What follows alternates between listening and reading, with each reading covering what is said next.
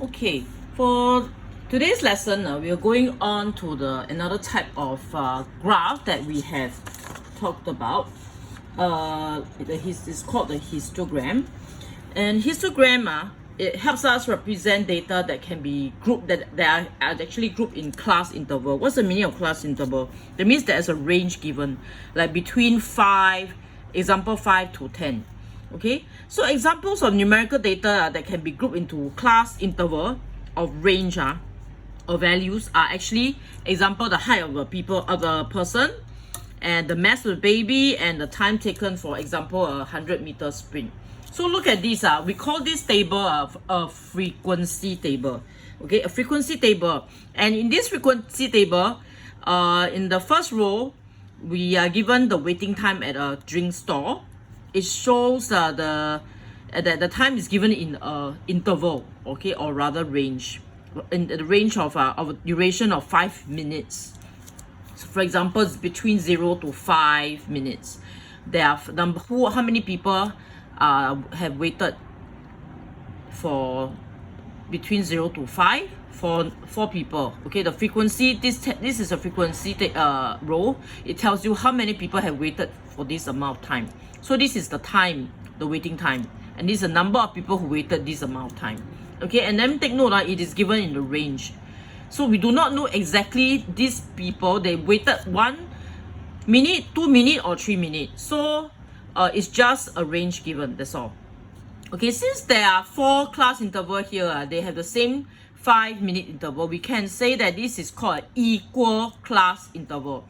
Say 5 between, okay, 5 to 10 is also 5 minutes duration. So this is called an equal class interval. Okay, and note that each class interval does not overlap the next interval. Okay, for example, equal to 5 here. Okay, the next interval is this. So does it include 5? No. In this interval, it doesn't include 5. It's actually more than 5 minutes. Okay, let's go on. Okay, so now let's go on. Okay, after introducing you the table, we call that a frequency table. We need to understand how do we draw the diagram, the histogram. Okay, histogram is actually consists of lines, like something. You realize that it actually looks very much like the bar graph, right? It's made out of bars. But what is the difference between the bar graph and the histogram?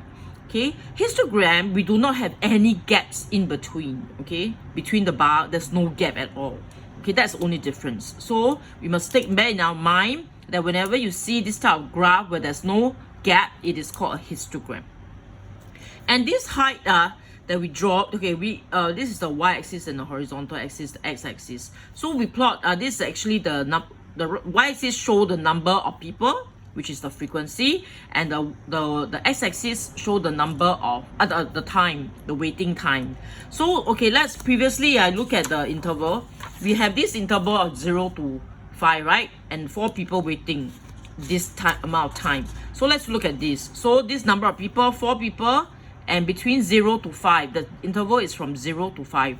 So 4 people waited 0 to 5 minutes. So that's how we read the graph and how we draw. And it's so the next one will be 5 to 10 range. What do you get? 6, 8, and then following one is, you realize it's always equal interval. Okay, so equal interval of 5 minutes duration. Okay, so there are several observations that we can make from the histogram here. We can actually find very easily from the graph the number of the longest waiting time. Okay, the longest waiting time is actually 15 to 20 minutes. And how many people experience this? Which was experienced by not really 2 people. Oh yeah, not really. It's more than 2 people. It's actually 8 people, 8 persons. The longest waiting time is 10 to 15 minutes, 15 to 20 minutes. Yeah, the longest waiting time is 15 to 20 minutes, but it's experienced by 20 people. And then what is we can also get the most common waiting time. The next one is actually the most common waiting time. It's actually 10 to 15 because it's the highest value. There are 8 people who experience this waiting time. So, and the histogram also contain waiting time of how many people. We can actually get how many people participated, how many people participated in this survey. Okay, we can get, for example, for 0 to 5 is 4. So you can read off is 4. 5 to 10 minutes is 6. And then 10 to 15 minutes is 8.